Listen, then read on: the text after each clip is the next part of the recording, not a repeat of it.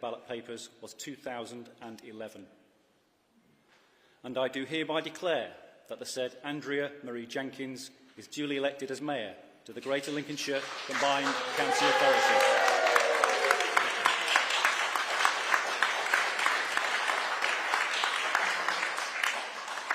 Wow, what a long night. Thank you. To the people of Lincolnshire, thank you for putting your trust in me. I will work tirelessly for you every day. To the council officers and everybody in this room who's shattered, I thank you as well. I thank my big sister, who's also my agent. She's a walking miracle. She nearly died, was in a coma 18 months ago and was told she'd never walk again. And she's here today and she's my election agent. To my team, to Max and the team, and all my amazing Reform volunteers who's pounded the streets, I thank you from the bottom of my heart. Now to Nigel, to Richard and to Zia, I thank you for your friendship, for your support, and getting me through these last few difficult weeks. I'm immensely proud to be part of the Reform family. So thank you for welcoming me. And thank you to my friend Gloria, who's in the audience, for keeping me sane.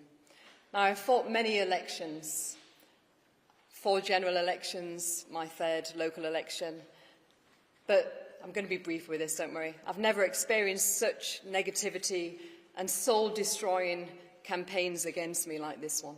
It was soul-destroying. The dirty tricks in the US politics, I believe it's now being imported here into Britain. The Conservatives called the police on me and implied I slept with political friends. They contacted the mainstream media to smear me. The Independent's husband pushed for a hearing at the council. My barrister had to represent me. The case was dismissed. The campaign was also filled with irony. As one of the candidates stated, I was parachuted in. She said in her South African accent. Now, they undemocratically tried to remove me from the ballot. But I will say no more on this, and I wish them all well. Because this is insignificant now, and I'll draw a line under it. Now, ladies and gentlemen, we have a new dawn in British politics. Is that a sign? The rebuilding begins here. Now, Britain, we're going to have a Britain where we put British people first, where we put you and your families first. We make sure that you are in front of the queue and you are at the heart of our policy decisions. Today, we as Reform, as we're making gains up and down the country, you will see an end to soft-touch Britain. The fight back to save the heart and soul of our great country has now begun.